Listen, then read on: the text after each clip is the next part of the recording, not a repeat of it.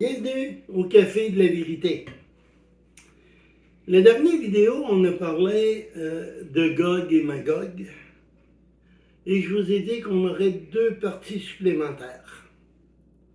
Donc, présentement, on va faire la partie 2 parce qu'il faut faire la différence entre Gog et Magog, Armageddon et la dernière bataille. Donc, en connaissant les différences de l'une à l'autre, on va pouvoir savoir lesquelles qui s'en viennent. Première des choses, ça va être quand ces attaques? Avant, durant ou après les 7 années de tribulation? On va régler une chose tout de suite, là. La Bible me dit qu'il n'y a aucune guerre mondiale durant les 7 années de tribulation. Les 7 années de tribulation vont servir à la colère de Dieu. Tu n'as pas voulu Jésus comme Seigneur et Sauveur, Dieu va te réveiller en envoyant les 7 sceaux, les 7 trompettes et les 7 coupes. Donc des fléaux énormes. Ils vont, plus qu'on va avancer dans les années de tribulation, plus que les fléaux sont grands.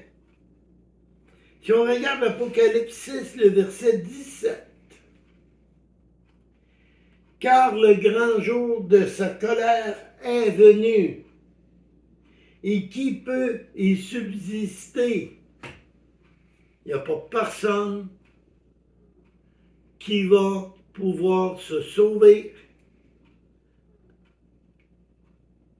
de la colère de Dieu qui va tomber. Lorsqu'il va tomber de la grêle, qui va être gros comme des ballons de soccer, elle va tomber, puis elle va tomber partout. Le seul moyen de s'en sauver, c'est de reconnaître qu'on est pécheur, c'est de reconnaître Jésus comme Seigneur et Sauveur, lui demander pardon et reconnaître que son sacrifice à la croix est le seul chemin. Parce que nous, on va être enlevés avant ces gros fléaux. Donc, si on regarde Armageddon, qui lui est à la fin des 7 ans, c'est pas la même guerre que Gog et Magog. Et je sais que beaucoup mêlent ces choses.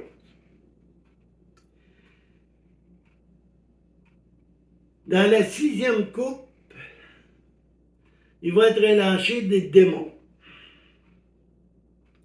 Ces démons-là vont rassembler des rois de la terre pour monter vers Jérusalem et détruire la ville de Jérusalem. Le lieu de rassemblement va être à Nikido. Et ensuite, ils vont monter pour détruire la ville. Cette période, l'Antéchrist va être au contrôle du monde. Son désir et celui des nations, c'est de détruire Israël, de rayer les Juifs du monde, parce qu'il sait que les Juifs est le peuple élu de Dieu. Et lui a pour son dire, si je les détruis, Dieu n'a plus aucun droit sur terre. Donc, c'est cette guerre qui va s'appeler Armageddon. La fin va se faire avec le retour de Jésus et son armée, des anges et tous ceux qui vont avoir accepté Jésus avant la période de la fin de la grâce, avant la guerre.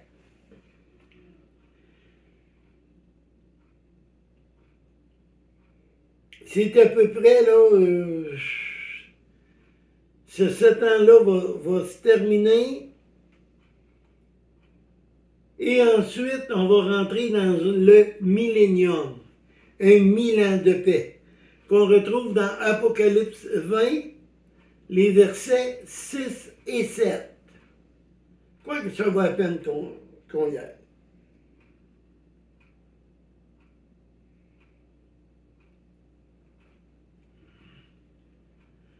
Heureux et saints sont ceux qui ont pris part à la première résurrection. Ceux de la première résurrection, c'est ceux qui aujourd'hui ont reconnu qu'ils sont pécheurs et qui ont reconnu que c'est Jésus qui est sauveur. La seconde mort n'a point de pouvoir sur eux, mais ils seront sacrificateurs de Dieu et de Christ. Ils régneront avec lui pendant 1000 ans.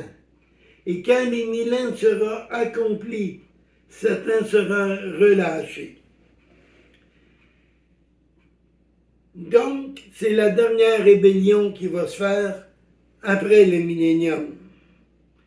Ce qui est très différent de Gog et Magog. Gog et Magog qu'on retrouve dans Ézéchiel. Si on regarde Ézéchiel, vous irez voir Ézéchiel 39.9 et 38.4. Après cette guerre, Israël va détruire les armes. Et ça, ils vont avoir assez d'armes à détruire que ça va leur prendre les 7 ans. Donc, ça c'est Gog et Magog. Armageddon, il y a les soldats, c'est pas indiqué avec quoi qu'ils vont se battre. Seule chose qu'on sait, c'est que Jésus, lui, va avoir une épée. Et vous allez retrouver ça dans Apocalypse 19, les versets 15 et 21. Et la dernière guerre de tout, qu'on retrouve dans Apocalypse 29, on va le regarder celui-là. Ils montèrent sur la surface de la terre, il investit les camps des saints et des bien-aimés, et le feu descendit du ciel. Là, c'est Dieu lui-même qui va agir, qui va envoyer le feu du ciel. Il va détruire la terre, et on va revenir avec une nouvelle terre et des nouveaux cieux. Ça, c'est la dernière guerre. Maintenant, les combattants. Dans la première guerre, Gog et Magog, une coalition de plusieurs pays. On voit ça dans Ézéchiel 38, le verset 5 et 6. Dans Armageddon, c'est tout ce qui va rester qui va être contre Israël. On voit ça dans Apocalypse 17, 12 et 14. Et la dernière des dernières, c'est une multitude. Comment Satan va faire, je ne sais pas, mais il va réussir à endormir les gens et les gens se rebeller une autre fois contre Dieu. Maintenant, à quel endroit ces guerres? Oh, ça fait du bien. Gog et Magog se font sur la montagne d'Israël. On voit cela dans Ézéchiel 5 et 6. Armageddon, 10 rois ou dirigeants. Apocalypse 12 et 14. Armageddon se fait dans la vallée de Megiddo. Ils vont monter pour Israël. Mais les dirigeants vont venir d'un peu partout. Et la dernière, c'est des gens qui vont se rebeller contre Dieu. Donc, ils vont venir partout à travers la terre et attaquer nous, les saints qui vont régner avec Jésus. Mais malheureusement, la victoire est établie, la victoire a été donnée au roi des rois, à Jésus, quand il fut crucifié et ressuscité. C'est là qu'il a gagné. Ça va se faire donc dans le camp et la montagne la plus haute. Parce qu'à ce moment-là, Sion va être la montagne la plus haute du monde. Et c'est là qu'il va être le temple. Quel séducteur pour convaincre tous les gens. Ils vont avoir passé 1000 ans de paix. Ils vont avoir passé 1000 ans sans manquer de nourriture, sans manquer de rien, sans maladie grave, sauf s'ils ont péché. Là, ils vont mourir, mais le plus jeune va mourir à 100 ans. Et malgré tout ça, ils vont se laisser séduire par Satan, par le diable. Et c'est pour cela que celle-là aussi, on l'appelle Gog, la guerre de Gog. Les morts maintenant. Gog et Magog, une multitude. Vous allez retrouver ça dans Ézéchiel 39, 11 à 13. Tous les morts vont être enterrés dans une ville qu'on appelle Armon-Gog. Ça va prendre pour enterrer tous les morts 7 mois. C'est beaucoup de gens, ça là, qui vont mourir. 7 mois de temps à prendre des cadavres pour les enterrer. Dans Armageddon, vous allez trouver ça dans Apocalypse 19, le verset 17 et 18. Dans Armageddon, ce sont les oiseaux qui vont se payer un festin.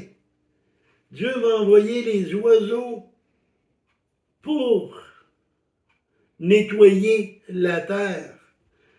Ça dit dans Apocalypse que il va tellement avoir de monde dans cette vallée-là que le sang va monter aux morts des chevaux. Donc, quel festin pour les oiseaux. Dans la dernière guerre de tout, ben là, c'est bien simple, le feu va descendre directement du ciel.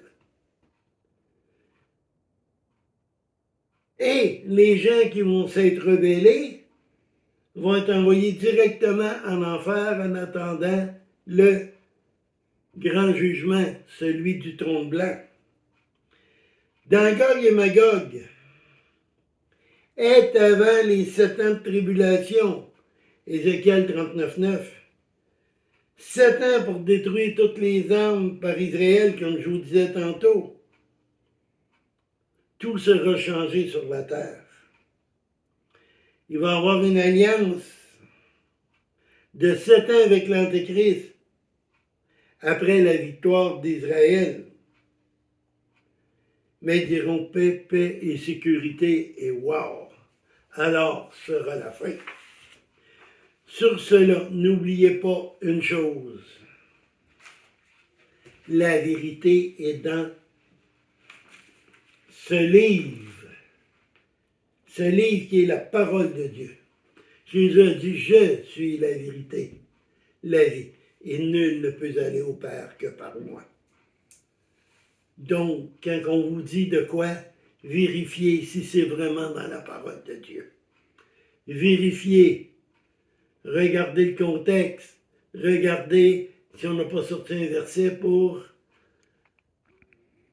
en faire un mensonge. Vérifiez. On lit toujours un petit peu avant, puis toujours un petit peu après. Mais c'est lui qui vous indique qui est Jésus. C'est lui qui vous indique qu'il est le seul Seigneur et le seul Sauveur. Repentez-vous. Repentez-vous aujourd'hui, car demain, il est peut-être trop tard. Sur cela, bonne semaine. Merci.